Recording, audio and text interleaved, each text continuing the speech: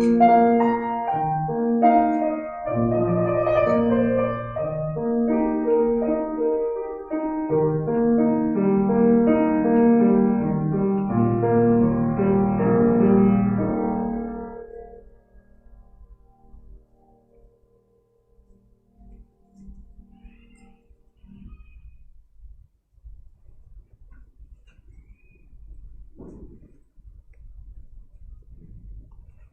have only to be patient, to pray and to do God's will, according to our present light and strength, and the growth of the soul will go on.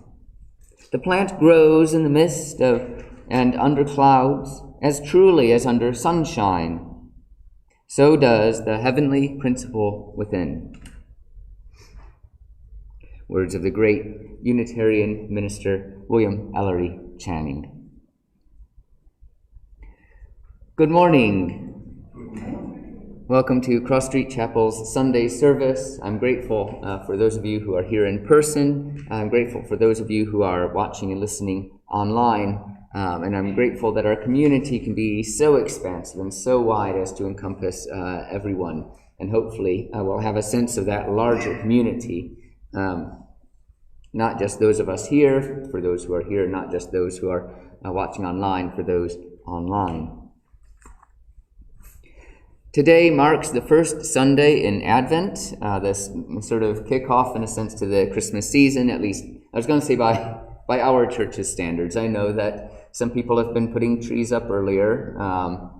Catherine and Thomas and I watched the Muppet Christmas Carol last night, so we kicked off our holiday season. And of course, I know plenty of people participated in Black Friday sales, which seemed to be a few weeks previously. So I know for many people we're well and truly into the Christmas season.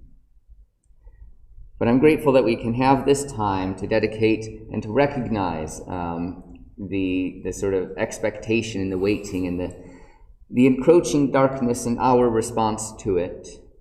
It's so much of life is in our responses.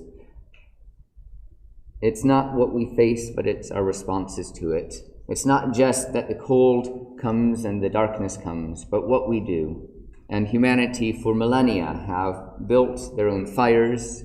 They have gathered together in warmth to tackle and, in some ways, to defeat the darkness. We begin as well with a ritual of light over darkness, which will be celebrated across the globe with Unitarian churches and chapels and meeting houses today and through the course of the week. We have the words of Omar Khayyam from his Rubaiyat. Wake for the sun who scattered into flight the stars before him from the field of night, drives night along with them from heaven, and strikes the Sultan's turret with a shaft of light.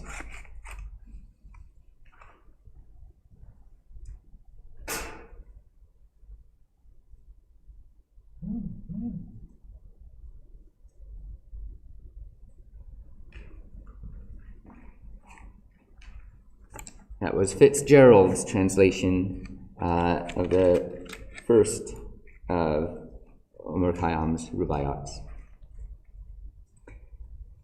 We also light our Advent wreath, the first candle marking the first week, and this is a candle of hope, of patience and expectation.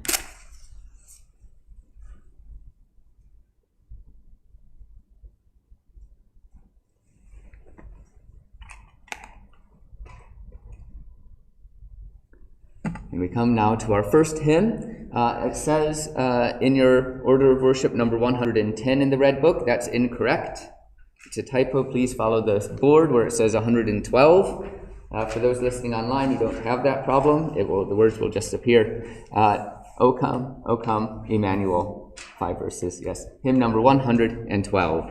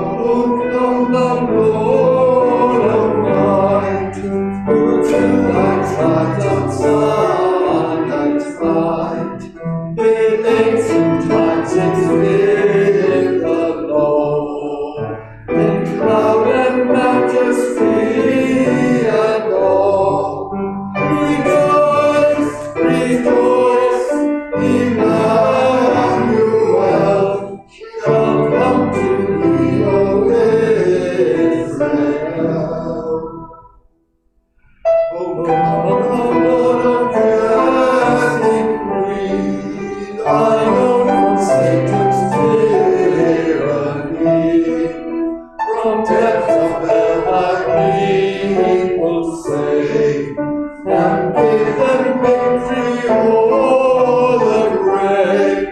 Rejoice, rejoice, Emmanuel shall come to thee, O Israel. O come, thou King of David, come, and open wide our heavenly home. Make safe the way that leads on high, and close the path to misery. Rejoice, rejoice, Emmanuel shall come to thee, O Israel. O come, thou day-spring, come and cheer our spirits by thine advent dear. Disperse the gloomy clouds of night, and death's dark shadows put to flight. Rejoice, rejoice, Emmanuel shall come to thee, O Israel.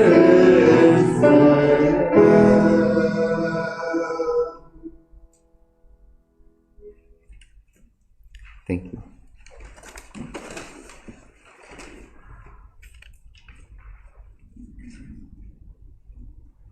Let us turn now to a time of prayer, which will be followed by our covenant, which you can find in your order of worship and will appear on the screen for those at home. Our prayer today is called Waiting by Tess Ward.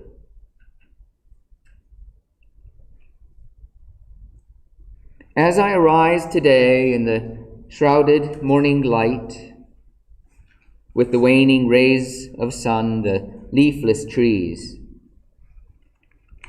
come, O bringer of the new, to this worn and weary season. Come to my hardiness of effort, while the land is waiting to be reborn. Come to my sleepy eyes, while my vision waits to be renewed. Come to my sluggardly limbs, while I wait for a time to rest a while.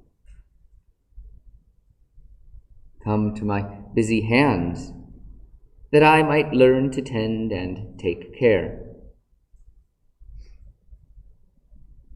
Come to my anxious heart, that I might not be overwhelmed.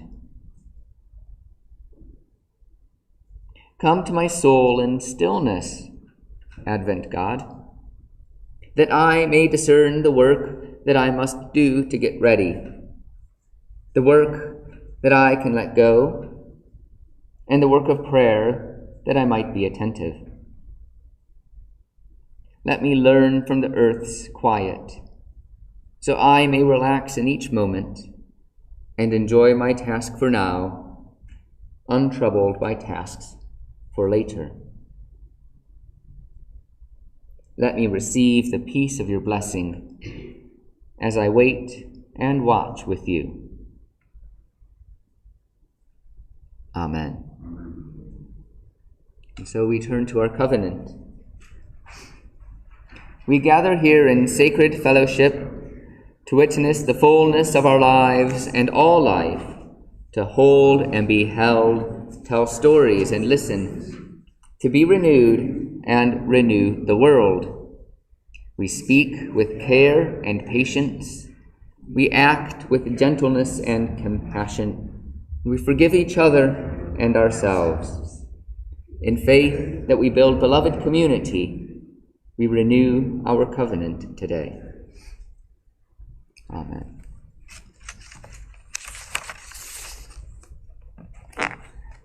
Our story today comes from Gail Forsyth Vale. It's from her book Stories in Faith, which explores Unitarian and Unitarian Universalist principles through wisdom tales.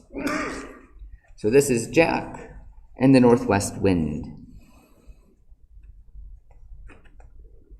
The winter wind blew and blew at the top of the mountain, where Jack and his mother lived in a drafty little cabin.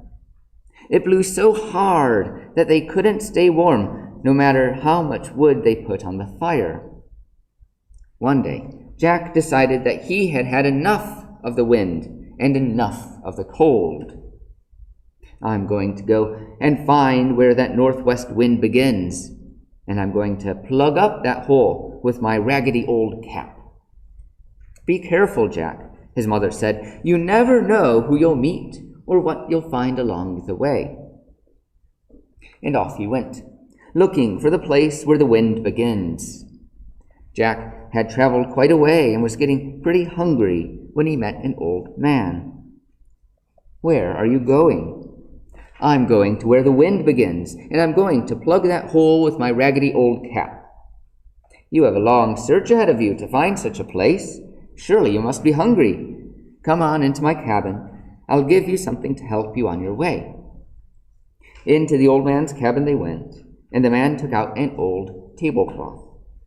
He put it on the table, and he said, "Spread, tablecloth, spread." At once there appeared a meal with all of Jack's favorite foods: corn, beans, stewed chicken, and apple pie. A hungry Jack ate until he could eat no more. When he thanked the old man and turned to leave, the old man folded the cloth and gave it to him, along with a warning. Be careful of the rowdy boys who live down the road. They are up to no good. Sure enough, a short time after he left the old man's cabin, Jack met up with the rowdy boys. Where are you going? I'm going to where the wind begins, and I'm going to plug that hole with my raggedy old cap. So what have you got there? After they pestered him for a while, Jack couldn't resist showing the boys his cloth. Spread, tablecloth, spread, he commanded, and the tablecloth was filled with delicious food. The rowdy boys began to plot to steal the cloth. They invited Jack to stay the night in their warm cabin, and while he slept, they took his magic cloth and left him a plain old tablecloth. The next day, when Jack awoke, he decided to take the cloth home to his mother. He was eager to show her what he had been given. His mother watched as he spread it out and commanded, "Spread, tablecloth, spread." But nothing happened. "That's okay, Jack," said his mother. "I'm just glad you are home." And she showed him how to make a shirt from the cloth. Well, it wasn't long before the northwest wind began to blow again through the walls of their cabin, and Jack set out once more to find where the wind begins and to plug up the hole. Once again, he met the old man on his path. Jack told the old man that the cloth didn't work anymore. "Did you stop and talk with those rowdy boys I warned you about?" When Jack admitted that he had shown the cloth to the boys, the old man shook his head. "You are a good boy, though," said the old man, "and I'm going to give you something else to help you out." He picked up a hen from the corner by the fireplace. "Hold your cap under the hen, Jack." Then the old man commanded, "Come, golden egg, come." In Jack's cap lay a golden egg. "You take this hen home to your mama," said the man, "and be sure to stay away from those rowdy boys." Jack started out with the hen under his arm, and it wasn't long before he once again met up with the rowdy boys. "What's the hen for?" they asked. "It's for my mama," said Jack. When the boys began to tease Jack about carrying around a hen, he couldn't resist showing them how the hen laid a golden egg. And it wasn't long before the rowdy boys had tricked Jack again, keeping his hen and giving him an ordinary one instead. Once again, Jack went home with something special for his mother. But when he commanded the hen to lay, nothing happened. "That's okay, Jack," she said. "I'm glad you're home, safe, and thankful that we can have eggs for dinner." And with that, she let the hen lay its eggs, and they enjoyed it together. But it wasn't long before the northwest wind blew again through the walls of their cabin. Jack set out one more time, and for the third time he met the old man on the path. "Jack, where are you going?" "I'm going to where the wind begins, and I'm going to plug that hole with my raggedy old cap. I gave you a hen that laid golden eggs so you could buy wood and a hammer and fix up those holes in your house. What happened?" And Jack told him about meeting the rowdy boys and how they had tricked him and stolen his hen. The old man said, "If you will promise to go right back home and forget about looking for the beginning of the wind, I'll give you one last gift." And the old man took Jack into his cabin and took out a big, knotty stick. "You need to be careful with this and stay away from the boys." And he said to the stick, "Play away, club, play away." And the stick flew out of his hand, and it began to knock down trees, to chop them for firewood, and to stack it on the porch. It will chop and chop until you tell it, "Stop, stick, stop." Take it home with you, and be careful of the rowdy boys. Jack headed home, but it wasn't long before he met the rowdy boys once again. They talked him into showing what the stick would do, and when they saw it chopping and stacking wood, they were amazed and began to plot about stealing this too. Jack agreed to spend the night, but insisted that he would sleep with the stick in his hand. One of the boys came in while Jack slept and took the stick out of his hands. "Play away, club, play away," the boy said. And the stick began to move rapidly back and forth. It knocked down and it chopped all the furniture in the whole house. Jack woke up and said, "This stick will take down the walls and your roof and your whole house, unless you give me back my hen and my tablecloth." Frightened, the boys gave Jack back his tablecloth and his hen. "Stop, stick, stop," commanded Jack. Smiling, he gathered up the 3 magical gifts and went home. From then on, he and his mother had enough food to eat, enough money to repair their cabin, and firewood to keep them warm when the winter winds blew. Gale, Forsyth, Vale, Jack in the northwest wind. You now have a chance to share your stories, wind-wise or otherwise. If you wish to come forward with a joy or a sorrow, a trial or a triumph, you can come forward and light a candle. If you have a few words to say, please come to the microphone so those listening online will be able to participate. And if you are listening online and you want to have a candle lit, please type into the chat box and I will read it out.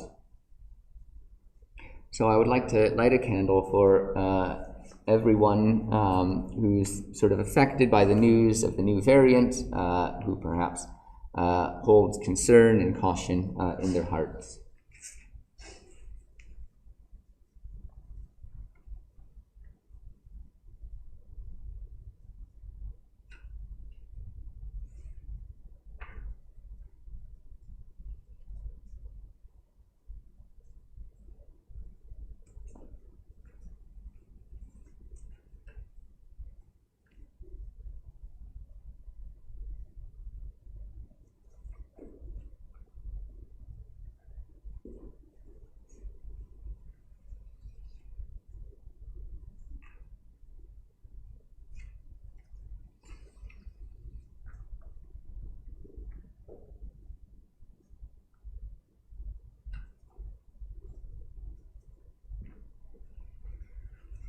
I light this candle for a very old friend and member of this congregation, Joy Winder, who died recently.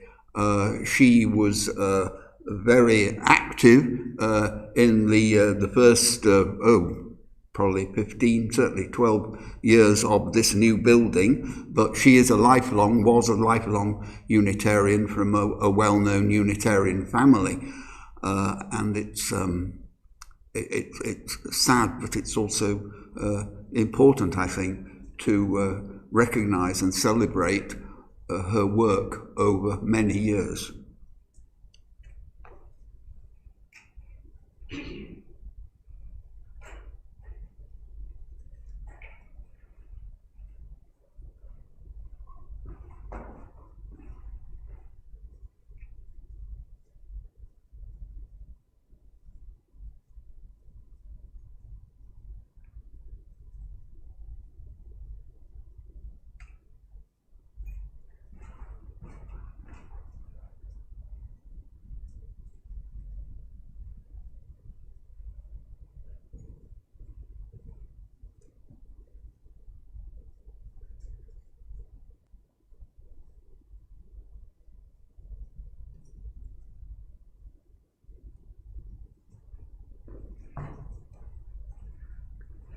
This is a candle of gratitude that we were able to have our first Friday concert here last week with Ugnius, who's a friend of the chapel, and it was enjoyed by everybody here, and it was just lovely to have music in the chapel again.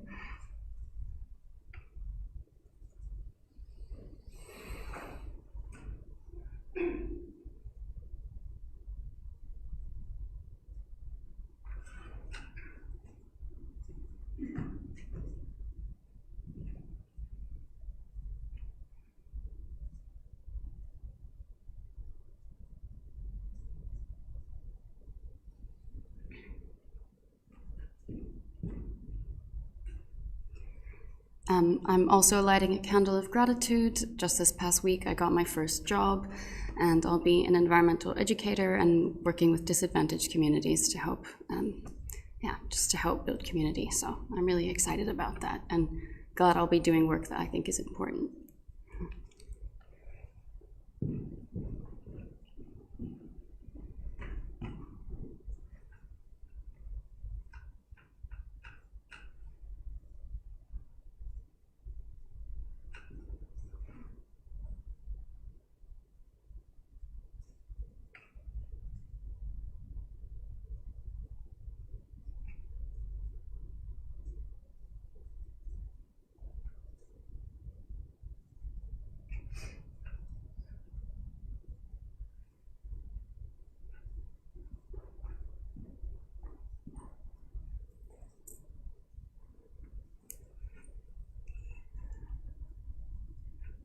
There's a pictures in the Observer today of about 12 people who died crossing the Channel, refugees, and they're just like you and me. And I think we need a heartfelt response to all the people waiting in Calais. We need to do something different and better. Yeah.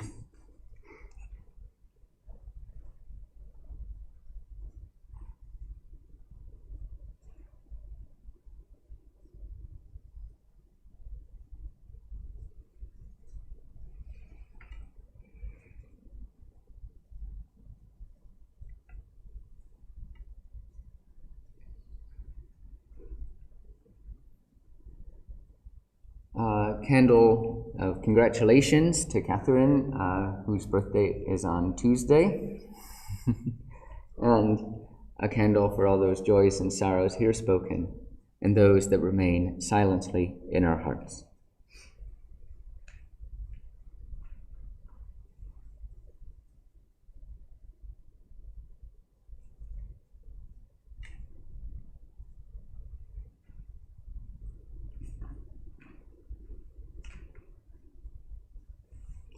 We come now to our second hymn, which is in your order of worship, so you don't have to worry about the board.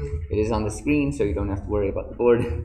Dark of Winter, Soft and Still, by the great music director Shelley Jackson Denham.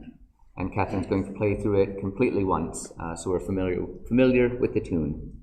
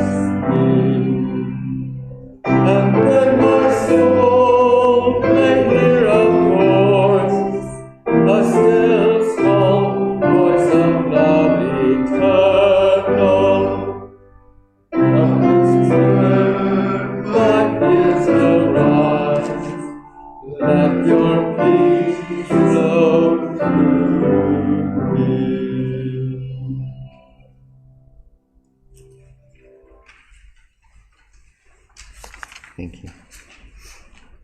I now invite Peter to come forward with our second reading today, Christmas by John Betjeman.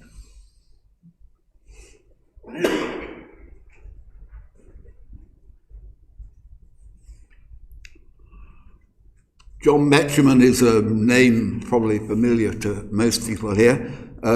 He wrote this, he read this poem in a broadcast on the radio back in Christmas 1953. And then it was published in a collection of his poems the following year called something like, I've forgotten the title now. It was something like Feast of Late Chrysanthemums. Anyway, this is the famous poem, Christmas. The bells of waiting Advent ring, the tortoise stove is lit again, and lamp oil light across the nights has caught the streaks of winter rain in many a stained glass window sheen, from Crimson Lake to Hooker Green. The holly in the windy hedge, and round the manor house the yew will soon be stripped to deck the ledge, the altar, font, and arch and pew, so that the villagers can say, the church looks nice on Christmas Day. Provincial public houses blaze and corporation tramcars clang. On lighted tenements I gaze where paper decorations hang, and bunting in the red town hall says, Merry Christmas to you all. And London shops on Christmas Eve are strung with silver bells and flowers as hurrying clerks the city leave to pigeon-haunted classic towers, and marbled clouds go scudding by the many-steepled London sky. And girls in slacks remember Dad, and official outs remember Mum, and sleepless children's hearts are glad, and Christmas morning bells say, Come, even to shining ones who dwell safe in the Dorchester Hotel. And is it true? And is it true, this most tremendous tale of all, seen in a stained glass window's hue? A baby in an ox's stall? The maker of the stars and sea become a child on earth for me? And is it true? For if it is, no loving fingers tying strings around those tissued fripperies, the sweet and silly Christmas things, bath salts and inexpensive scent, and hideous tie so kindly meant. No love that in a family dwells, no carolling in frosty air, nor all the steeple-shaking bells can with this single truth compare, that God was man in Palestine, and lives today in bread and wine.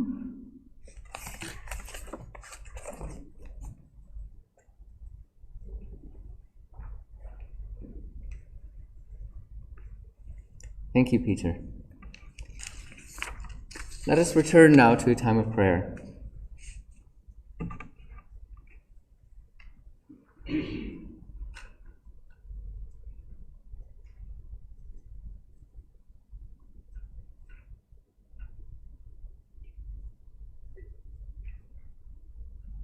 Deep well of mystery, of which we fixate so much of our time, and of yet so much remains elusive and unknown. It feels as though, were we to stretch our minds across the universe over eons of study and concentration and understanding, we would yet know so little. So vast is the world. So vast is what we don't know, may never know, no matter how hard we try, no matter how hard we refine our raw talent into the mastery of subject and acumen.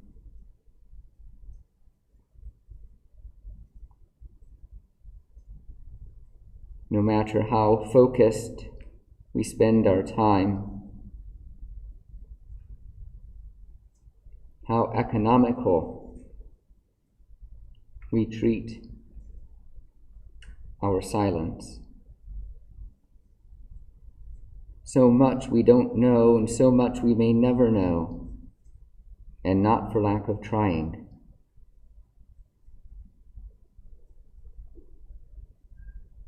And so in this time of Advent waiting, of pause and hope and expectation and mystery, let us turn to what we do know. The joy of a shared smile,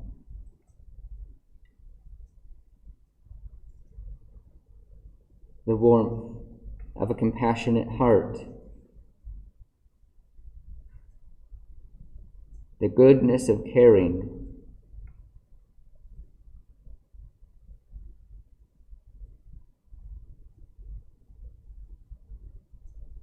the joy in loving one another.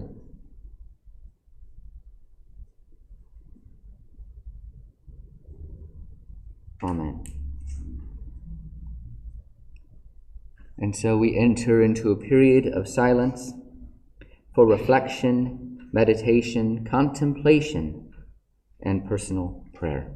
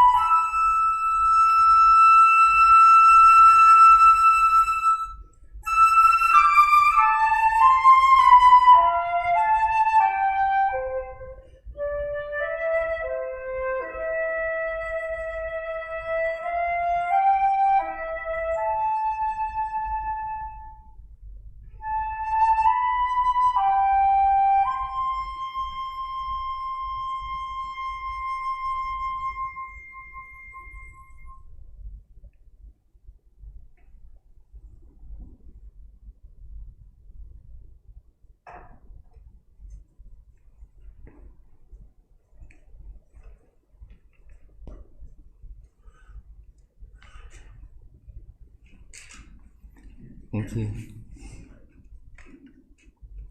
We turn now to our next hymn in the Green Book, number 260, "'Tis Winter Now," and will appear on the screen, and Catherine will play through it again one time completely so we may familiarize ourselves with the tune. Hymn number 260.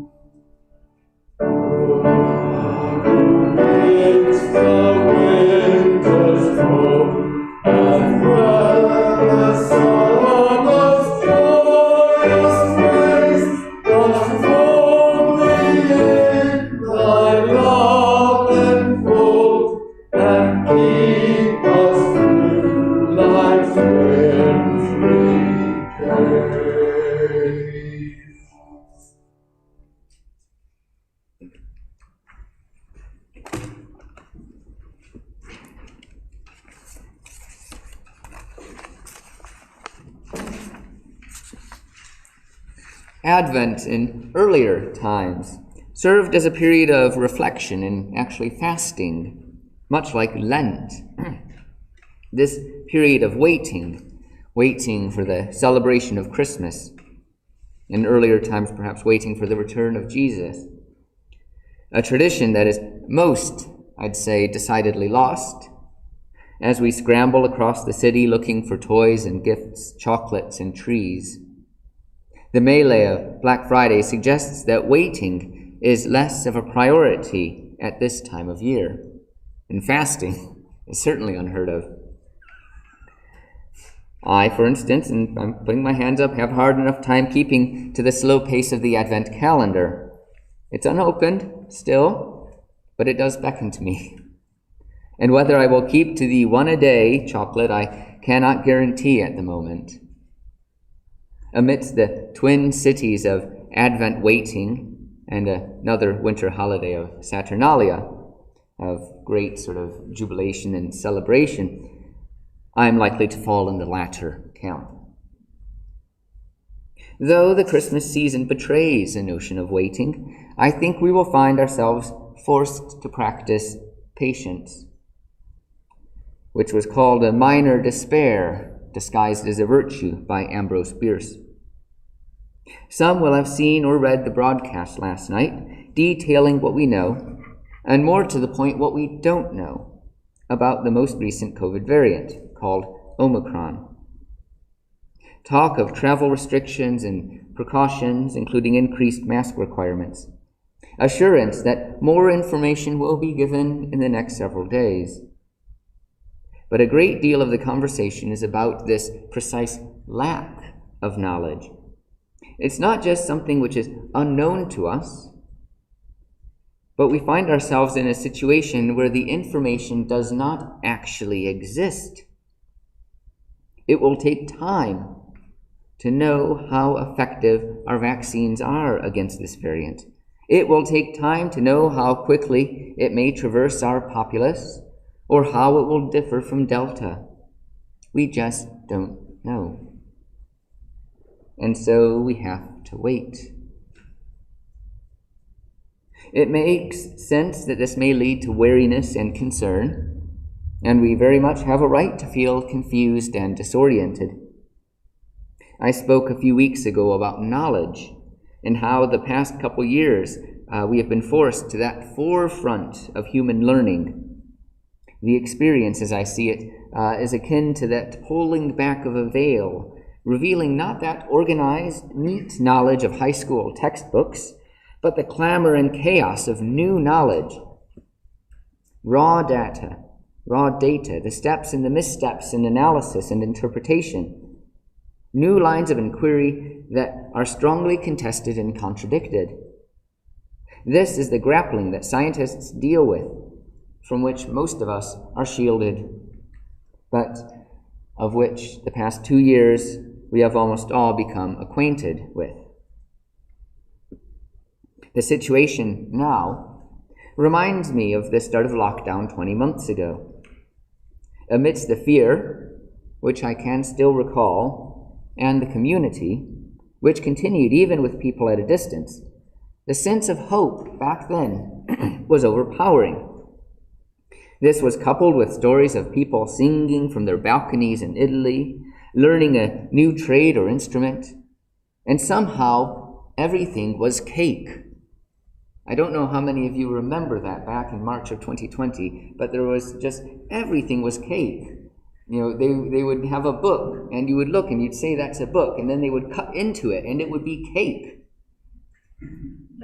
I want those, thank you. I want those days back. I want the cake back. Because we made cakes and breads and learned foreign languages, and best as they were able to, these experiences were shared with the world. It was perhaps an opportunity for the individual, amidst the uncertainty, the unknowing, and the fear, to be able to reassert, I am here. That activity was presented as an affirmation of the human condition, a commitment to getting through adversity and to getting through better. There was conversation how the social structures that we had built were poorly constructed, safety nets that were torn, justice that was uneven, economies that wrought havoc on the environment. There was a feeling that we needed to deconstruct all of this and to rebuild it into something stronger and fairer. I would hate to say that that feeling is gone. I do see people carrying on, trying to learn a new language. But the drive to make the most of it, to thrive, not just survive, is certainly more muted than it was before.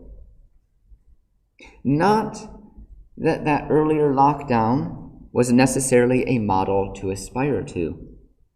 In our rush to fix the broken world, to fix ourselves, to accomplish a new task, we failed to consider the manner in which we fixed it. Perhaps our eagerness for self-improvement was less about seizing the day or making the most of this opportunity, but it was more about preoccupying ourselves, so we need not face that looming specter of illness. It may have been the season as well. This announcement comes to us as winter really sets in fact, following several freezing days and what felt like a very large storm.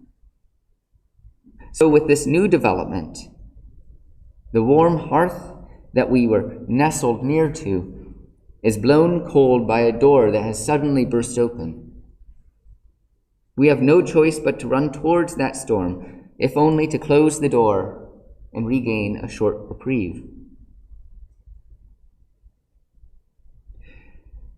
Waiting is inevitable. It gets a bad rap at times. Dr. Seuss, in Oh, the Places You'll Go, describes in the most cynical terms the waiting room, where everyone is just waiting. And what follows is a long list of things that people wait for, including the mundane, such as phone calls and haircuts, to the more profound, people waiting for a second chance or a better break. Seuss implores us to forego the waiting place and to continue on our journey. But it's not that easy. We are occasionally forced to wait. At the same time, we do all probably have a surfeit of jobs to do.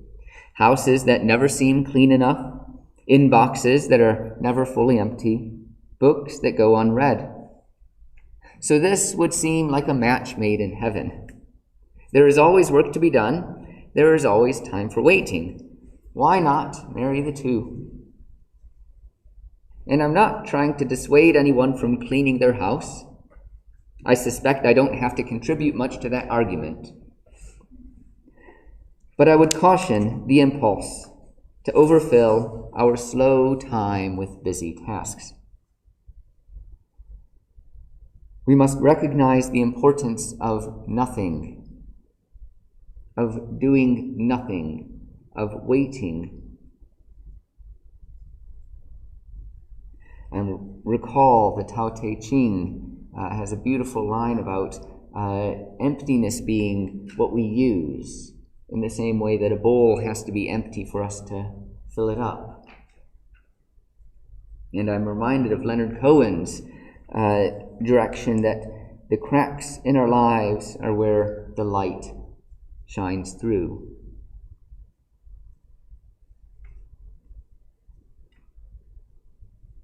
So do tasks when they come to you. Be active if you want. Seek not, though, this sort of anxiousness. Allow yourself to rest with the brokenness of the world, the brokenness of yourself, the uncertainty of the future. I think, and I pray, and I hope that in that time of patient waiting, we will have a glimpse of beautiful expectation and a restored faith. Amen. A few notices before we conclude our service. If you're in need of pastoral care, please write to me or speak with me if you're here in person. You can contact me at minister@crossstreetchapel.org.uk. If you wish to provide a reading, or if you wish to join our mailing list, contact me as well. As Catherine mentioned, Ugnius had his performance this past Friday. It is now on YouTube, and has an email been sent out to the music mailing list? Yeah. So if you're on the music mailing list, you will receive an email today. You'll receive one from the general mailing list as well. And Catherine said our Facebook page has a link. It's going to be up for a limited time. I think it was 10 days. Yes, thank you, 10 days. So do listen to it when you can. It was an absolutely marvelous performance, and we were very honored to have it.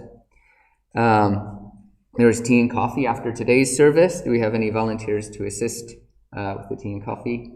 William, thank you.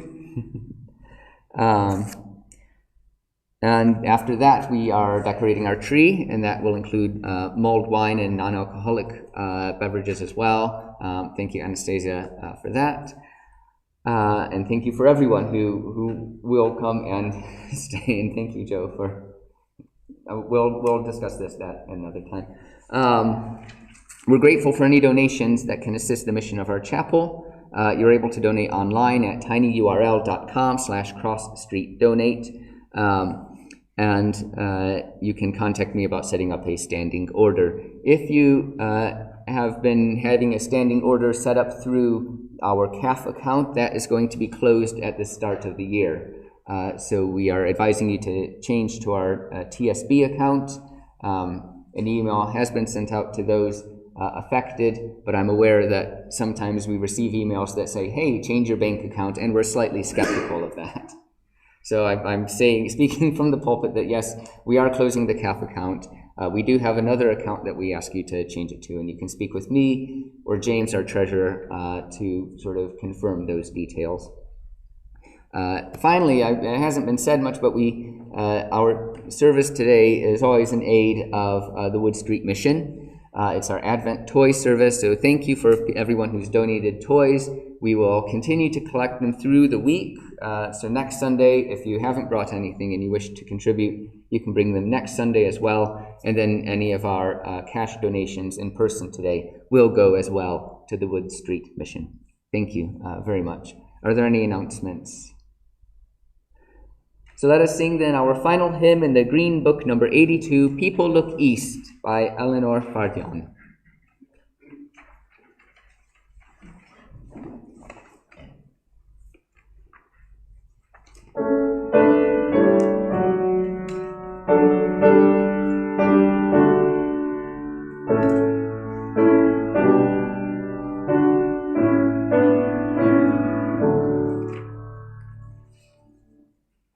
People look east, the time is near, of the calling of the year.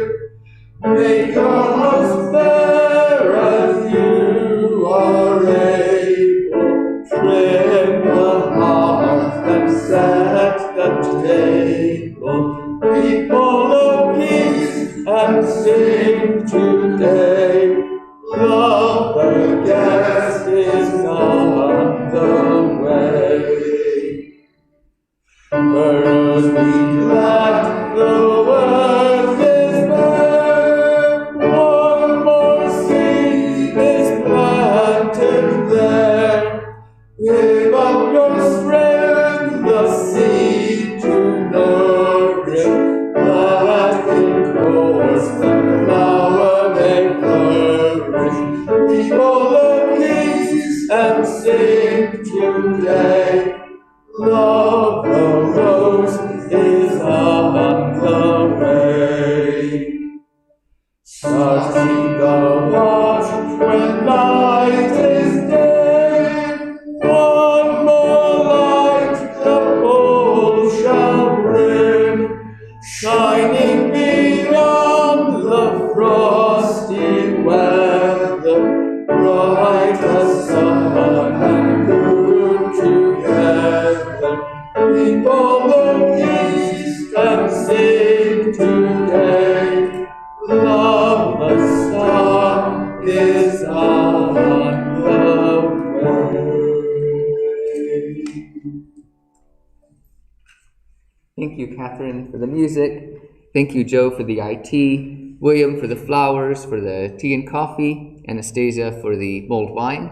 And thank you, Sonia, for helping prepare and set up. And thank you to all of you. And Peter for the reading. And thank you to all of you for creating and sharing worship today. We close with the words of Robert Louis Stevenson.